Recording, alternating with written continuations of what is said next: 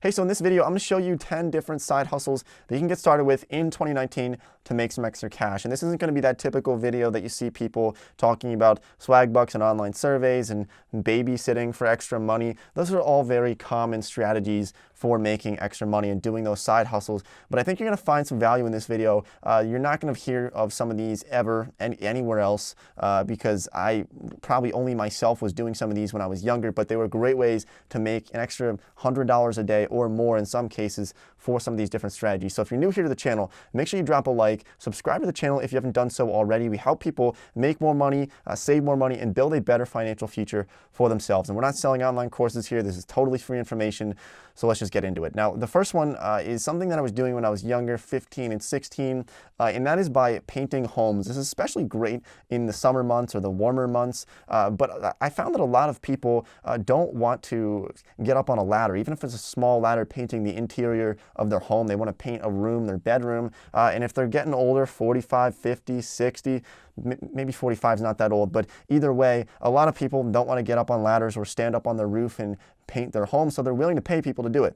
You can take advantage of that, do this on the weekends, do this as a side hustle. I was getting a lot of people through my church who I would paint their homes for them, the inside of their homes, and make a decent amount of money. The way to do this, you just charge upfront for the cost of the paint and then charge them an hourly rate on top of that. So I was charging $20 an hour for myself to do this. You can set your own rate. I would not shortchange yourself. Make sure you set it at a decent rate. A lot of people are willing to pay for this service. The next one is for people who maybe don't want to get so hands-on. They want to do something from their home, and you could consider helping people creating resumes. Now, this is especially profitable in college campuses. On college campuses, you can post your advertisements to those college bulletins that you see outside of classrooms and outside of common areas. But if you think about the investment behind this, a lot of people are willing to pay $50 or $100 or more for somebody to help them create a resume. Now, there's a lot of terrible resumes out there.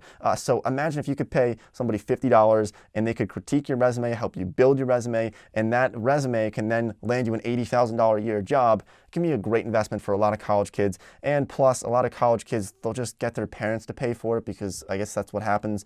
So you can make a decent amount of money from this by helping people create those resumes, critiquing those resumes. You can advertise it to those college campuses or on Craigslist. I see some advertisements for that on Craigslist, or even through something like Upwork or Fiverr. But it's a great way to make some money by just working on your computer. So the next one is something that the concept behind it, I want you to remember this concept. It's pretty basic, but if you can apply this to your everyday life and use this every day when you're buying different products, you're going to find that it can actually make you a lot of money. And that's by simply buying bulk, buying wholesale, and then selling retail. Now, let me give you a great example of this. When I was in probably 6th or 7th grade, I was a very strange kid, but I would buy 100 pounds of these world foreign coins, and then I would split them up into 1 or 2 pound packages and sell them on eBay and make a profit on them. And I was making at least $4 or $5 profit per package that I was selling, that I was basically just buying something bulk and then splitting it up and selling it retail, right? This is what Walmart does. This is what the grocery store does. They'll buy things on pallets and then split them up and sell them individual for larger amounts of money. So when you add up those, it adds up to a lot more and you get a nice profit on it. So think about what you're buying in your life. Maybe you bought something on Amazon today. Maybe you bought something on eBay today, right? Think about how much that costs, and then run the numbers and see how much would it cost you to buy 100 of those? How much would it cost you to buy 1,000 of those? And how much money could you make if you were selling those? Sometimes you'll run these numbers and find that maybe it's not that profitable, but other times you'll find that you can make a lot of money, maybe 40, 50% margins, profit margins on some of these products that you can sell on eBay or Amazon. And I love selling on eBay or Amazon because what's great about them is that they already are a search engine in themselves. So if you have a product and you want to sell it and you create your own website, you're going to have to get people to come to your website. It's hard to do that, especially ranking on Google is very difficult to do that, to get people to come to your website. But if you post a product to eBay, people can just search within eBay and it'll get found, and you don't have to market that product nearly as much as you would have to do otherwise with something like Shopify dropshipping. can be a lot more difficult if you have your own website. You have to drive traffic to it and run ads for it. But that's one that I did when I was younger, and it worked out quite well for myself. All right, so number 7 is to take advantage of tourism. Now, when I say take advantage, I'm not saying exploit people, like selling them a bottle of water for $8 like they did at Woodstock 99. We're talking about finding large groups of people and then seeing what it is that they want. So let me give you some examples of this. Last week, I was at a Penn State spring football game, right? And there's about 40, 50,000 people plus tailgating outside of the stadium. And there's this kid, probably 10, 11 years old, with candy bars, selling for $2 per candy bar with a massive jug of money, like at least a few $100s, and he's just raking in the cash from all these people. I bought like 3 or 4 candy bars. But he was seeing that, look, a lot of people are hungry. He can make a lot of money off of this. Now, the legalities of this, you want to be careful. You don't want to do something that you're not allowed to do. If you're not allowed to sell something in that particular area, you probably shouldn't. But you want to find large crowds of people and see what they want. If it's really hot out and people are on the beach and they want some ice cream, it just works out perfectly if you're selling ice cream. So find what people want. If it's super cold out and you're selling really warm hats, you can make a lot of money off that. Supply and demand, large crowds of people. But like I said, make sure that you're allowed to do it in your municipality or your city. You don't want to be doing something that's not allowed. So be careful on that. Make sure you're doing only legal things. Now, another one that I want to bring to your attention here is something that you could do while laying in bed, right, or lying in bed.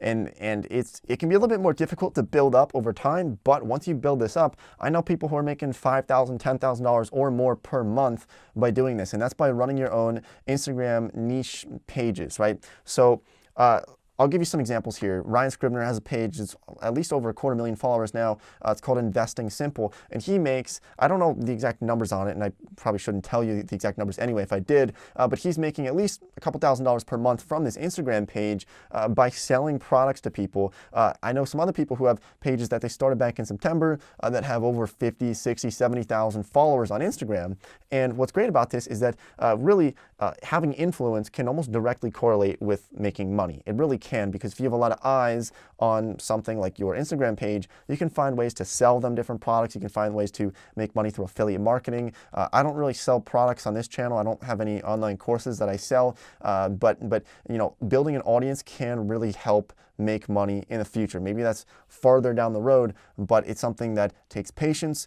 But if you can really be patient about it and build that following up over a long time, you can find yourself making some nice cash on the side as a side hustle. You could be taking a dump and posting on Instagram for your Instagram page and doing quite well. Now, the next one, it's not online surveys, but it is taking part in research studies, especially through something like your local university. Now, I used to do this in college, my freshman year of college, take part in some of these studies, and sometimes you'll find yourself doing some very strange things like drinking cranberry juice for 3 weeks while they take your blood pressure or something weird like that. Not that I did that one. I did, but I would also get paid $5 to eat burgers, and I would basically get a free lunch and get $5 from the food science department at Penn State. So if you can find your local university, great one to look for.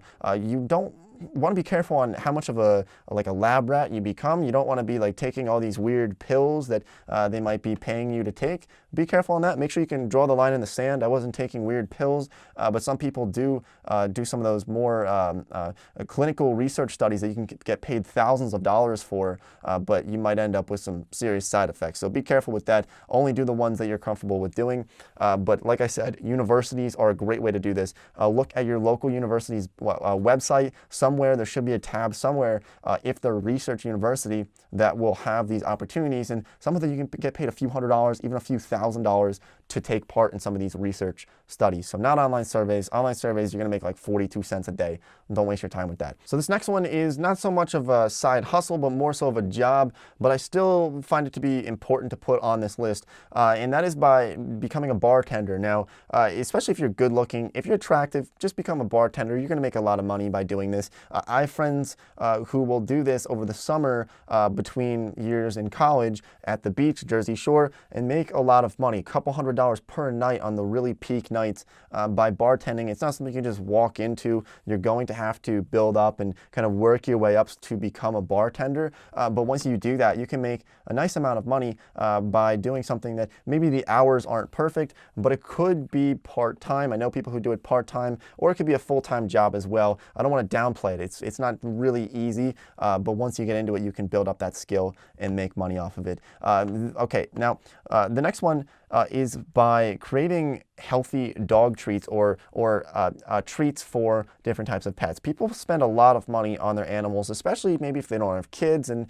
maybe their dogs are their kids in a lot of ways that they kind of think of it. So they end up spending a lot of money on them. They have like pet insurance, and they're willing to buy like organic food, gluten-free food for their pets and whatnot, and spending thousands of dollars on their pet, which for good reason. You know, dogs are man's best friend, right? So people pay a lot of money for it, and there's a way to tap into this market by selling specific dog treats to people, and you can make a pretty decent amount of money from this, selling these kind of expensive treats to people. Just look into this. There's some different blog posts on this, on some people who started these different companies tapping into the pet industry and the dog industry, especially for people who are willing to pay a lot of money for their pets. But you could bake dog treats literally in your kitchen and then sell them to your local pet stores, and then maybe start selling them online, maybe build an Instagram page, maybe start to market them online and build your brand that way. And I think it's just a great opportunity that I wanted to throw out there. The pet industry as a whole, look into it and think about some ways you can make money off of it. So the next one is one that you've, I'm sure, never heard of before. I was quite strange when I was younger, and in my middle school years of like 7th grade or whatnot, I started to sell mealworms. And the reason why I'm putting this on this list is not telling you to go out and start like breeding worms and selling them, because it was quite strange. But the idea here goes back to what I mentioned earlier, which is if you can find something that people are paying money for that's not really an industry that's very well tapped into, because maybe it's just strange, like selling mealworms to people who have like pet lizards and like iguanas and whatnot that eat those types of worms, but I would have thousands of them, and I would kind of like take out a scooper, pick up a bunch of worms, put them in a box, and ship them out. That I was selling them on eBay and a couple of other websites. And like I said, it was quite strange, but sometimes you need to think about those ones that nobody else thinks about. Like I know somebody who has a mushroom farm in his basement, and he's selling them to tons of local restaurants, but you would never think about that because you don't see that on these blog posts and these different lists of side hustles and ways to make money. You don't see those types of things like selling worms or having a mushroom farm in your basement. You don't see those. And so if you can think outside of the box and find an industry that not many people are in, those are the ones you can make a nice amount of money as a side hustle from. If you're going with the basics and going with the ones that everybody's trying to do, it could be a little bit more flooded, a little bit more difficult to start making money in those specific areas. And the last one is for a lot of younger, maybe teenagers out there, but it's becoming a golf caddy. Now, what's great about this is that you can make $40, $50 per bag, carry 2 bags, and walk away with well over $100 after a day of spending it out on the golf course with golfers, networking, and making money in the meantime. Great for the summer. I know summer's coming up. Really excited for it. Warm weather, especially in the Northeast. So cold all winter long. So finally, it's going to be warm. Golf caddying, look into it. I think it's a great option for a lot of younger people, a lot of teenagers. I get some DMs on Instagram. If you're not following me on Instagram, follow me on Instagram right there or something, or a link down below. I don't know. But a lot of people are DMing me asking, like, how can I make money? I'm 15. I'm looking for some ways to make money. Think about becoming a golf caddy. Go to your local golf course, your local country club, especially if you can find big tippers. Sometimes they're not always big tippers, but in some cases they are. And you can make, like I said, $40, $50 per bag, depending on where you live, or maybe even more by helping people carry bags as a golf caddy. So if you found value in this video, make sure you drop a like, subscribe to the channel if you're not subscribed yet and you're at the end of this video. I don't know why, but thank you for watching this video, and I'll see everybody next time. See ya.